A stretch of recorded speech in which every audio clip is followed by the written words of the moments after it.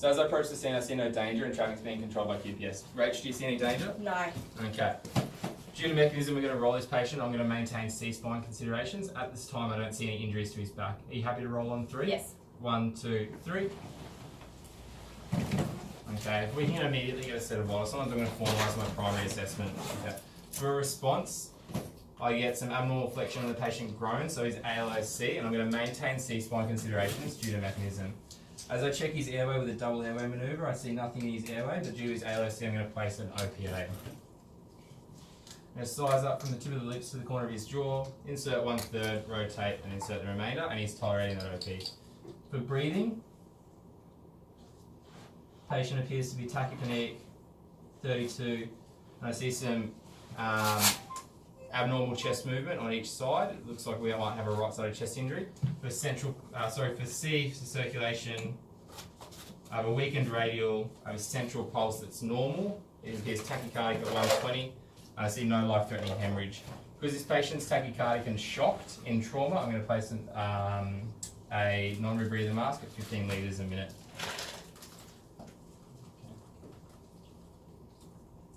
BSL's done. BSL, and that's 6.0.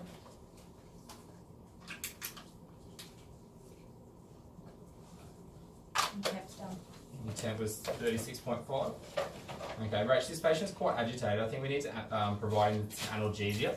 Sure. If you can draw me up 100 micrograms of intranasal fentanyl, please. Mm-hmm. And the reason we're going intranasal is because I think it's too dangerous to get an open needle to this patient at the moment with his level of agitation. As I formalise my vital signs assessment, I have a tachycardia at 125, which is in a narrow complex sinus rhythm. I have a blood pressure of 100 on 60.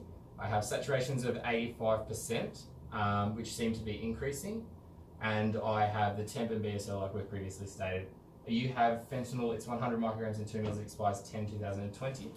Okay, I'd like to now formalise some status assessments. So because I've got that altered respiratory physiology noticed in my primary survey and with the hypoxia, I'm going to do my respiratory status assessment initially.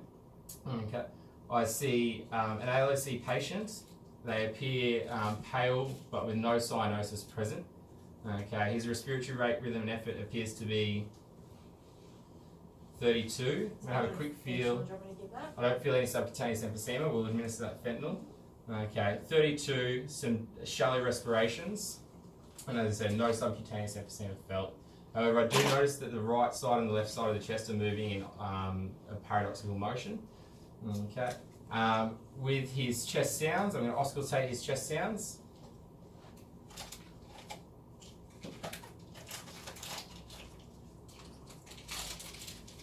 And I hear some decreased air entry on that right-hand side.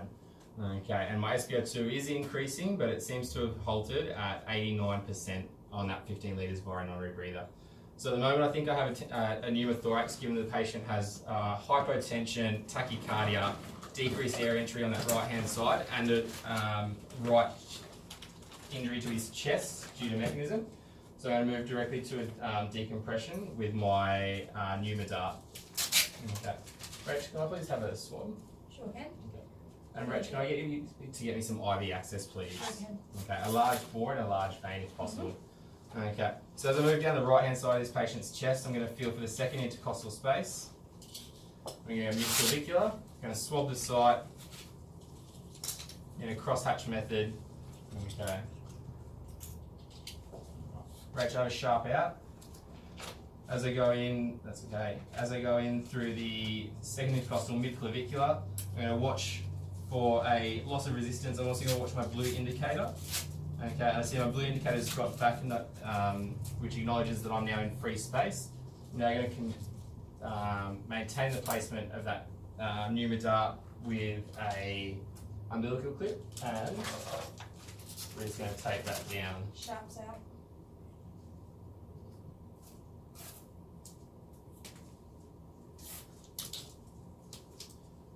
Okay. So I'm now going to reassess his respiratory status just quickly to see if we've had any improvement. I'm going to re-auscultate the chest.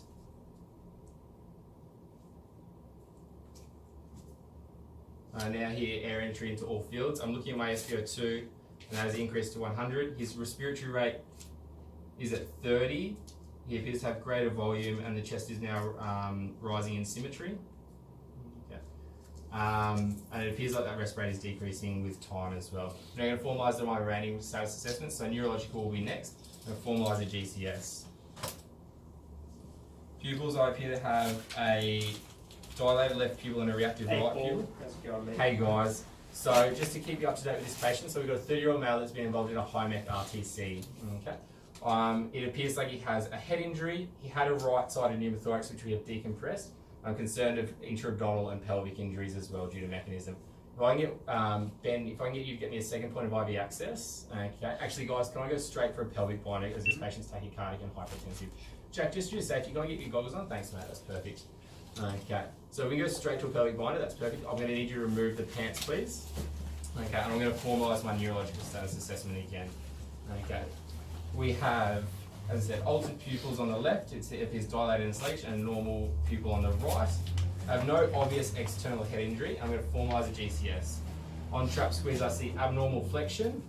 I hear some groaning or incomprehensible sounds and the patient's eyes do not open. That gives me eyes 1, motor 3 and verbal 2, so I have a GCS of 6. Rach, can I please get you hanging your bag of, actually this patient still seems, he's calmed with that intranasal fentanyl, however he seems a little bit still agitated by pain. Can I get you to draw me up to 200 milligrams of ketamine and 20 mils please? Okay, so I've completed my neurological status assessment. Now the last assessment I'd like to complete is my perfusion status assessment. Okay. And my perfusion status assessment, I'm going to reassess my pulses. I have a decent radial. Sorry, I have a slightly weakened radial. I have a normal central pulse. Okay. And I have a central cap refill of about 2 seconds, confirming my pulse matches my ECG, which is at 125. And if I cycle through a new blood pressure, it is 105 on 65. Okay, perfect. Yeah, Ben, if I can get you a second point of access now, we've got that pelvic binder on. Sure. I'm just going to confirm placement of that pelvic binder. It appears like the strap goes along the base of his penis, and the pelvic binder itself sits at the level of the greater trochanter. We'll replace that blanket, please, to maintain a normothermia for this patient, as we're worried about potential coagulation issues. Jack, if I can get you to draw up prime a second bag of normal, bag of normal saline, thanks. That'd be great.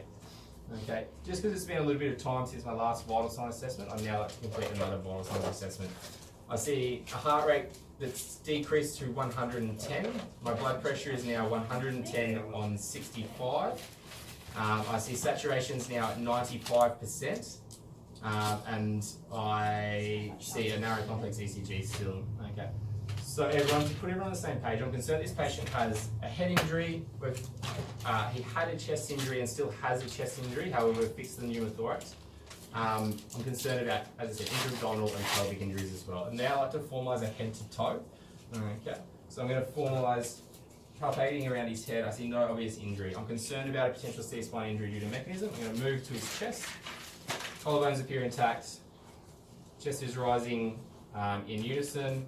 Feel no subcutaneous emphysema. As I palpate his stomach, feels soft and non-tender. And Jack, if I can get you to just formalise his legs head to toe for me. I'll just quickly check that with you. Fantastic. So that's sodium chloride, 0.9%, expires January 2020. Yep. Okay. So filling down the legs? Yep. I don't see any injuries. Do you see any injuries? No, nothing Fantastic. here. Legs appear at length? Legs appear at length. Fantastic. Right, and as I move down his arms, I don't see any obvious injuries to his arms either. Okay. We've now got 2 points of access. This patient still appears to be in some pain, and it's been a reasonable amount of time since that fentanyl. So if I can get you to administer 20 milligrams of ketamine for me, please, Rachel. And Ben, can I get you to draw me up a second bag of normal saline, as we're going to need approximately 800 mils to prehydrate this patient for an RSI. Now everyone, so we're on the same plan, on the same trajectory for the plan for this patient. I believe this patient needs an RSI due to his ALOC and his potential head injury. Okay.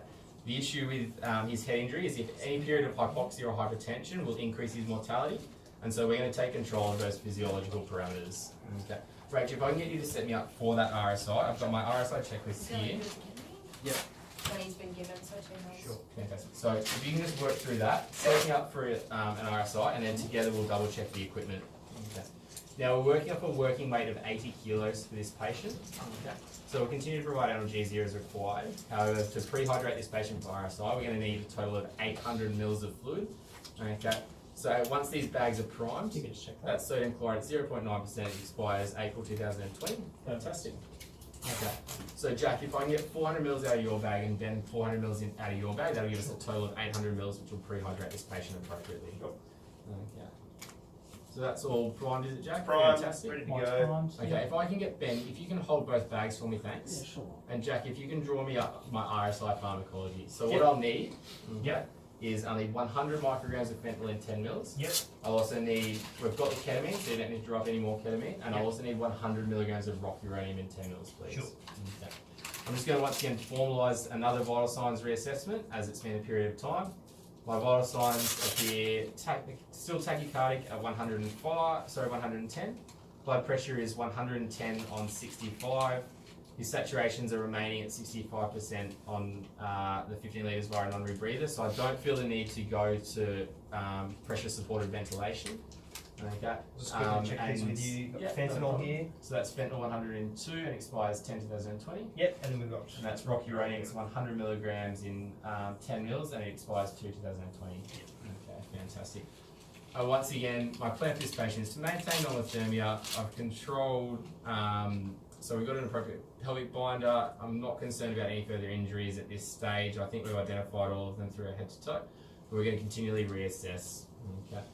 Do we have, is that just about ready, Rach, or do you need Yep, anything just else? getting the suction and BVM, and Perfect. then we're ready. Okay, no worries. How are we going with that fluid? Appears like we've run about 250 mils through each bag, so about 500 mils. Okay, we'll just wait for the remaining. Fantastic. Okay, so at this point, team, as I said, we are moving towards an RSI. Does anyone have any questions or concerns that this is the wrong option for this patient? No. Fantastic. Alright. I'm just going to formalise a primary assessment since it's been a period of time since that. I'm going to recheck my airway. Still tolerating that OP. With a double airway manoeuvre, I see no blood, no vomit, or any other fluids. I'm not concerned that that requires suction at this stage. Breathing rate, rhythm, and effort. It appears to have decreased to 24. He has good volume. And my central pulse is 110, feels normal. And my radial pulse still feels slightly weakened. Okay, I've got your drugs here. They're ready to go. Excellent. Check them. Alright. Ready to go through So as this? we move through that, what I'd like you to do is just run me through the RSI checklist out loud, and I'll check as we move through each stage. Alright, so pre-oxygenation. Mhm. So BVM with PEEP we've got next to us there. Yep. So I have my BVM, I peep at preset at 5 centimeters. CO2, I have CO2 in the system. adequately inflated face mask. I'm happy with that face mask. Ben, can I just grab you to get some nasal prongs out for us? That's right. I can And grab that. another You're right oxygen kit. Yep, there. Okay. So I have 2 ports on this oxygen kit, and it appears full. great. So we're going to set these nasal prongs at 15 litres, as this patient is 80 kilos. So I've got OP in situ. Yep. Got nasos here if we need. Mhm. Got nasal prongs on. We've got oxygen. You've said that's been checked. Mhm. All right. So assessment and monitoring. So BSL, Okay. So our BSL was previously 6. basic neurology. Okay, so we've done a formal neurological status, and I'm happy that this patient is GCS 6. So we're happy to proceed. Vital signs. So we'll once again recheck a pre-RSI vital signs survey. Heart rate remains at 110. Blood pressure is 110 on 70. His saturations are 95% at the moment. Okay, and he remains in that narrow complex sinus tachycardia. Yep. And we've got CO2 CO2 is once again in the system. Yeah.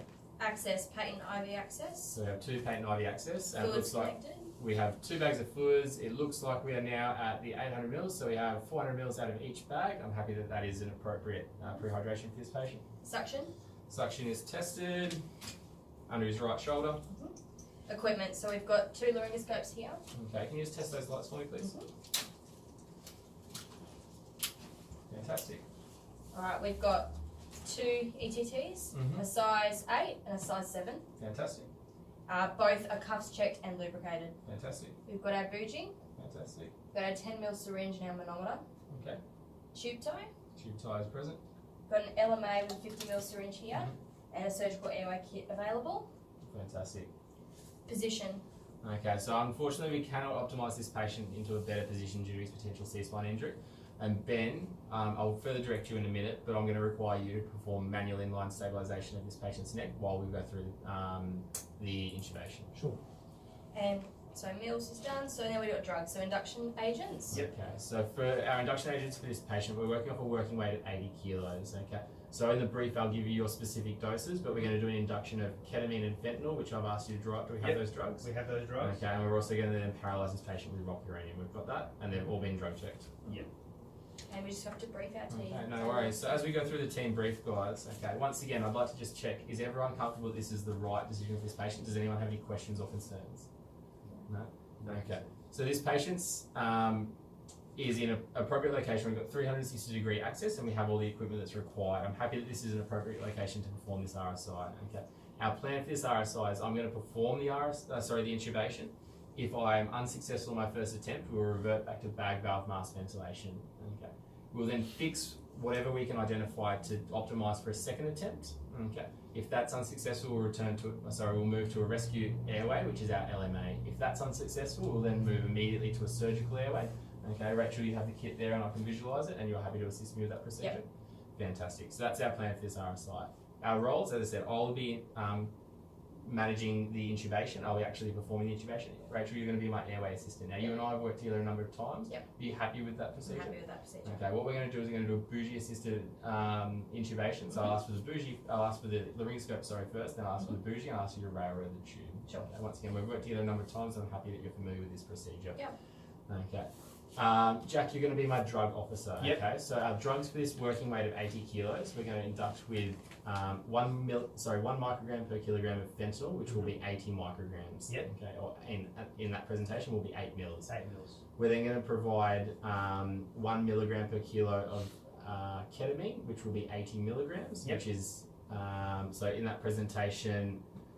We've got 200 milligrams in 20 kilos, so that will be 8 mils again. Mm-hmm. Okay, and then our rocuronium, so we're going 1.2 milligrams per kilo. Okay, and so that will be approximately 100 milligrams. So that will be the 10 mils of rocuronium. Are you happy with those drugs and those doses? Yes. Okay, I'll instruct you when to administer them.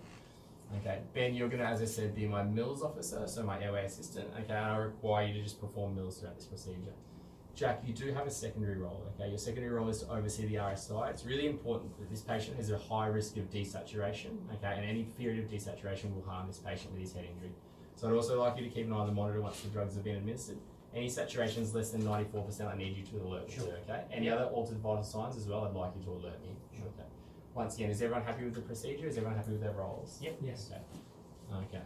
So I'm going to move towards passive oxygenation with the bag valve mask while we administer our induction agents. Okay. So if I can get you to come and provide mils for me, please, Ben. I will start with that induction. You're right to do it from that access port. Okay, that's fantastic. So I'd like you to start with the 18 micrograms of fentanyl. Fentanyl? Yep. So I've got fentanyl. Okay. And Rachel, if you can just take the bag. Okay. We don't need to assist any ventilations at the moment because he's got good tidal volume, but as the patient's respiratory rate drops off, I'll be instructing you to provide some assisted ventilations. Okay, so that fentanyl's in. Fantastic. And immediately following that, we can go the 80 milligrams of ketamine. So 8 mils. Mm-hmm.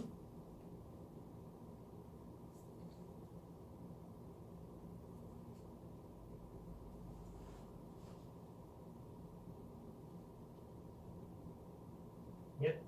Fantastic. Ketamine's And then in. the 100 milligrams of rocuronium, please. Uranium.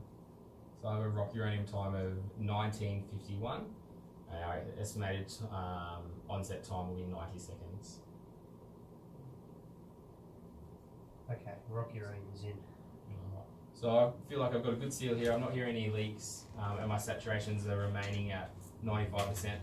I don't think we're going to get above 95%, provided this patient does have a chest injury. Okay.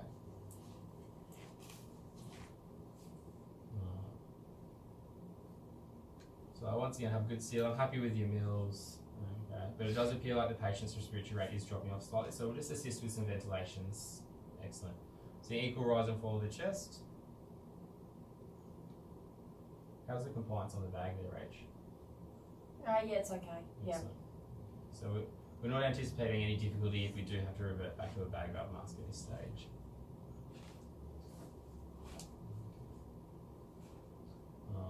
just looking at these saturations, they actually appear to be increasing. We've got a saturations of 97%.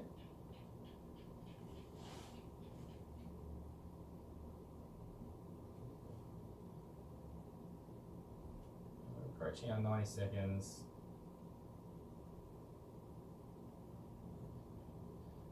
And we're at 90 seconds. Okay, so we can stop our ventilations. I've got a good seal. I'm just going to test for jaw tone. I have absent jaw tone. Okay, if I can have the laryngoscope, please. As I move down the tongue, I'm visualising the epiglottis. And I have a grade 1 view. Bougie, please. Visualising the bougie enter the chords. I feel clicks. I have hold up. Can you please railroad the tube? I have the bougie. I have the tube. Advancing the tube. Past my Australian standard markers. Okay. Excellent. Alright, and can I please have the bougie out? Australian standard markers of, at the vocal cords. Can I please have the cuff up?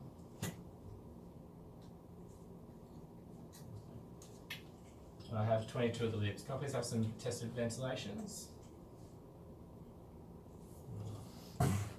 Excellent. Okay, so I have control of the tube. I'm looking for 6 continuous waveforms of end tidal CO2. I have that. I have an end tidal CO2 of 40. Okay. I control the tube. I have 22 at the lips. My other tube my other tube placement confirmations. I have some fogging of the tube. I have any resistance on the bag, Rachel? No. No resistance on the bag. I see equal rise and fall of the chest. Jack, can I get you to quickly auscultate the chest for me, please? Okay.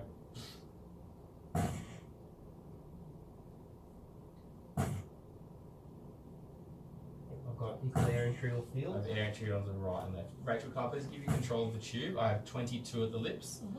I'm going to secure the tube. So you just maintain that 6 months.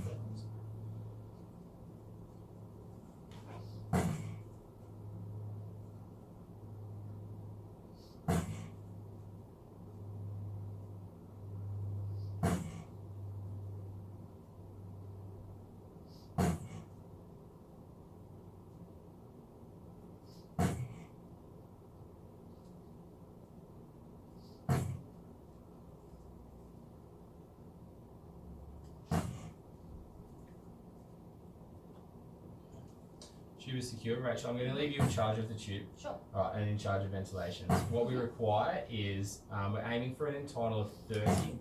Okay, and with a respiratory rate of approximately 16, we should be able to achieve that. Or if you need to increase your respiratory rate slightly, that is okay. We're aiming for that end tidal. Okay. I'm now going to place this C-spine collar. So you can... Okay, on this side.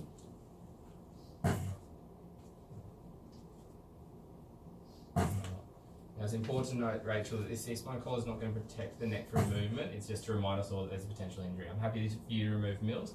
So actually, can you maintain Mills just while Rachel relocates herself? Fantastic. Alright, I'm now going to go through my post-RSI checklist.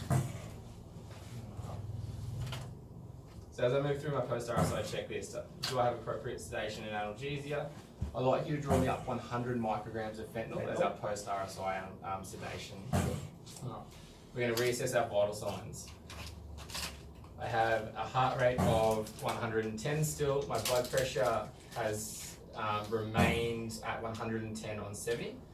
Okay. We are going to target a blood pressure of, so we're going to target a normal blood pressure for this patient. So I assume a normal blood pressure for this patient will be 120 systolic. Okay, so we will administer the remaining fluids out of those bags, if possible, please. And we'll aim for that fluid of 120. We'll hang a subsequent bag if Just required. check that fentanyl. So it's been 102, it expires 12/2020. Okay. Other remaining vital signs, still, as I said, no complex sinus tachycardia. We're going to quickly check another temp DSL. So a temp of 36.3.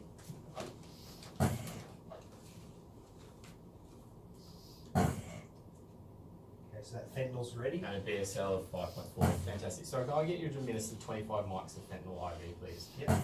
Now with that post-RSI sedation, we're going to continue with fentanyl sedation. We don't require any rocuronium at the moment, but given our prolonged transport time, we will require some further rocuronium en route. Okay. ATT cuffs and pressures. So I'm just going to test the cuff pressure. And I'm in the green.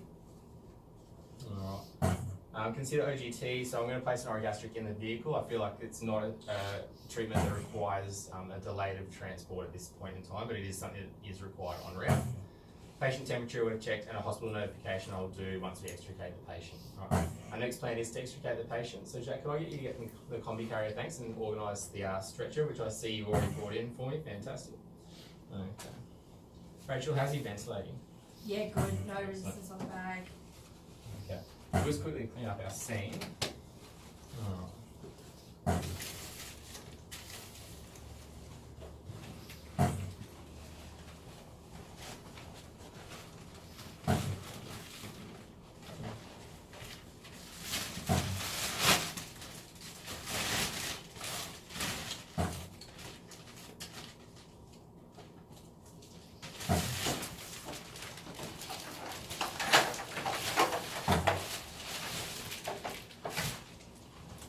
Okay. So we're going to go with a split jack.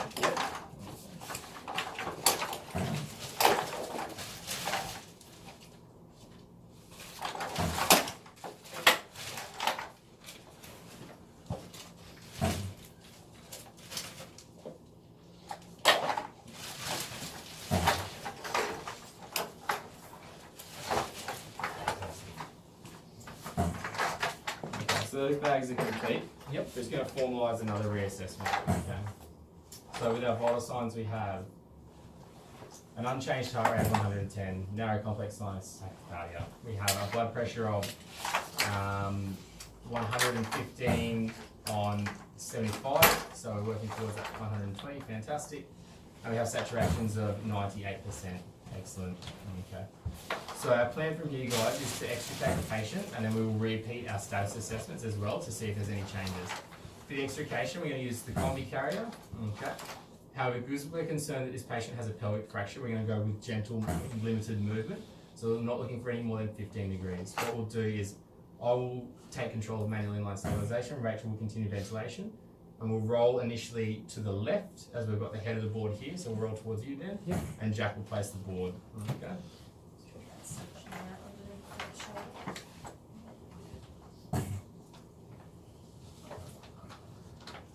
Okay.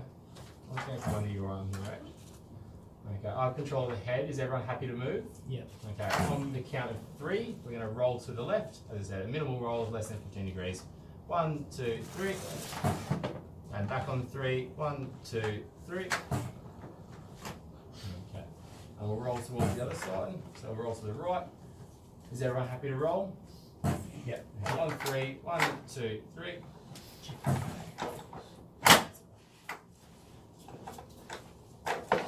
And back on 3. 1, 2, 3. Fantastic. With those straps on, I'm going to maintain manual inline stabilisation and we'll extricate. We are going code 1 to the trauma hospital, which is 40 minutes away, and as I said, I'll provide a pre-notification shortly.